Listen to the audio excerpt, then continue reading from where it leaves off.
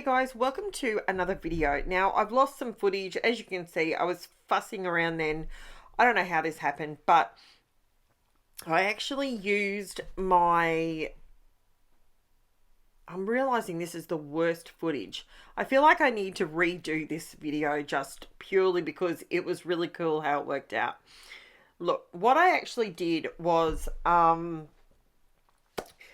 if you've been here for a little while, you may know that I have bought some fine liner bottles and added some black acrylic paint, and I love using it in different ways on my mixed media layouts.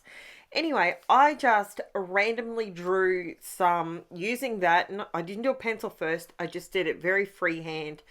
Created some flowers, then I just used some watercolor and painted the flowers. That's all you've missed, but it was pretty cool the way it sort of came together with the black on the white. It was, anyway, moving forward, it's fine. Unfortunately, the footage is gone and I can't do anything about it. Now, all I'm doing here is creating a little bit of a mask because I realized after I had done the flowers, that it really needed some leaves or some other interest in the background to break it up. I thought I wanted just the flowers on the white background, but I changed my mind. So I pulled out my stamp. Now this particular stamp is, it's Heartfelt Creations. That's the brand, Heartfelt Creations, and it's called Wild Aster, and it's these beautiful rubber stamps. They're not cheap, but they give you the best crisp print. It's awesome. So I just used some of my VERSAFINE ONYX black ink, and you can see me here. All I'm doing here, sorry about the glare coming across. I didn't realize that I was having so much fun. Didn't notice the light. And I just put some clear embossing powder over the top. I use the super fine stuff, and I have said this before, all embossing powders are not created equal. This one is the super fine one by Ranger, and it is fantastic. Fantastic. It melts beautifully, leaves you a nice crisp line. I love it. So if you're looking to buy maybe a clear or a white embossing powder, Ranger do an amazing embossing powder. Not sponsored, just saying.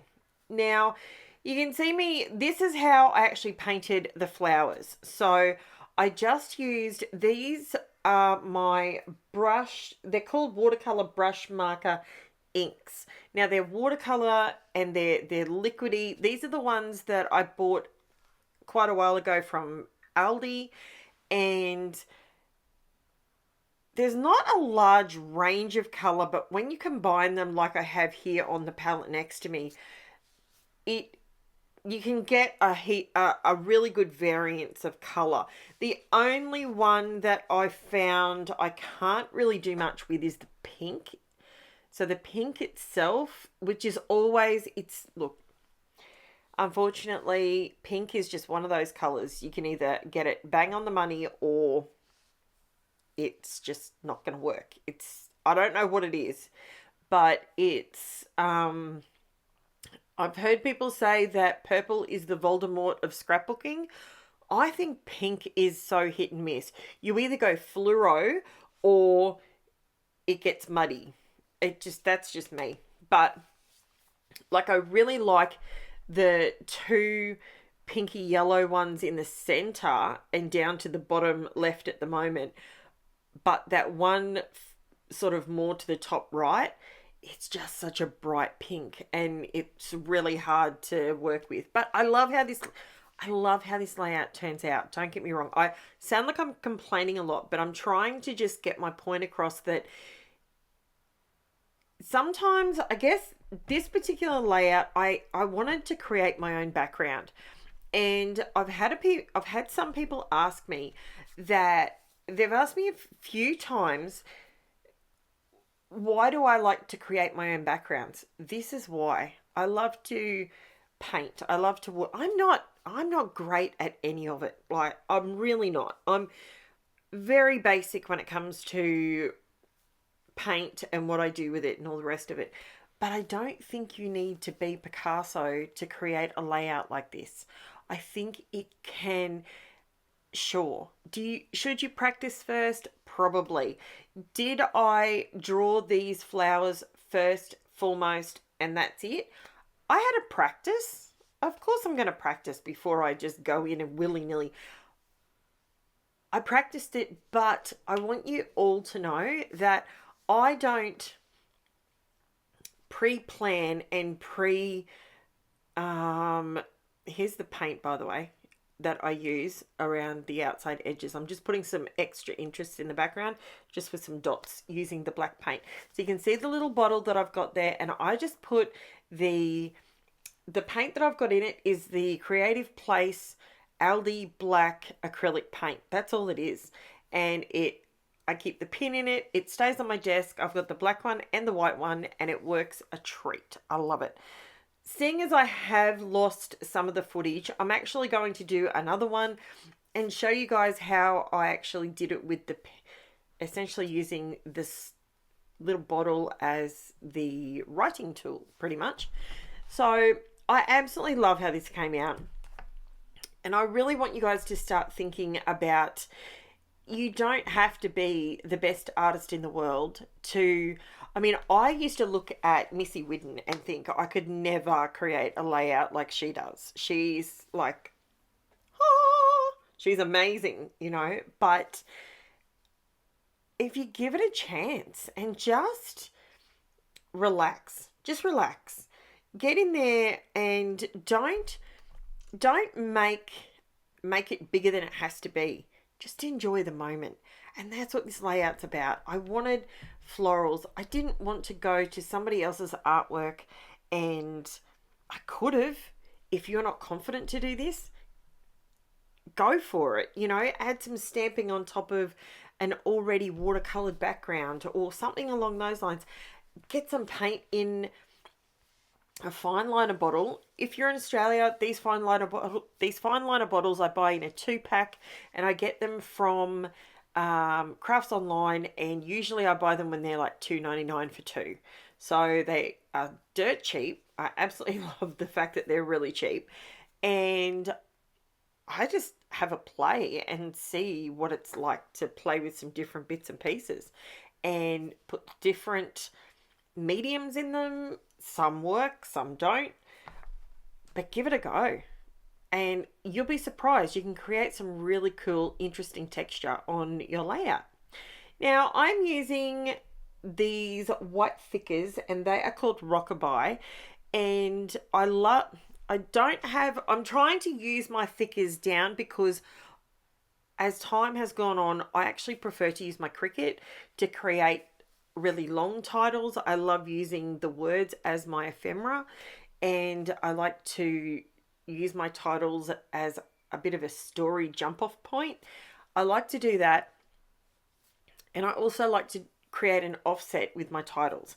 So the reason I struggle with thickers is because obviously they don't have an offset with them, which is difficult for my brain to get around. So this is how I get around it, because I'm not going to waste my thickers. I'm going to still use them, and yeah, I'm happy with how these look, and they needed the black behind them to help them pop. I thought the white letters on there would be okay, but they just got lost in the background.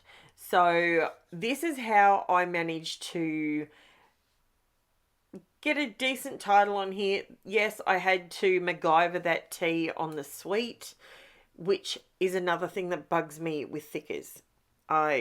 Thickers or letter stickers or whatever. When you don't have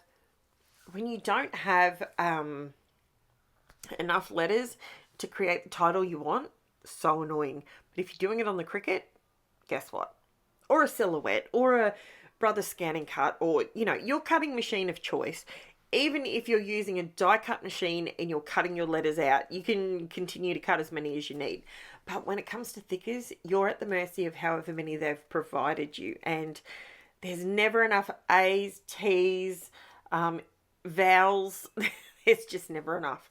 So S's, I always run out of them as well. So yeah, So I'm just MacGyvering these together just to give me a double stacked offset, just to give it a little bit more pop, and that way it will match the photo a lot better, which is just a photo of my daughter being super cute in her glasses that she doesn't even need anymore, but you know, at the time she needed them and it helped her, so it was great.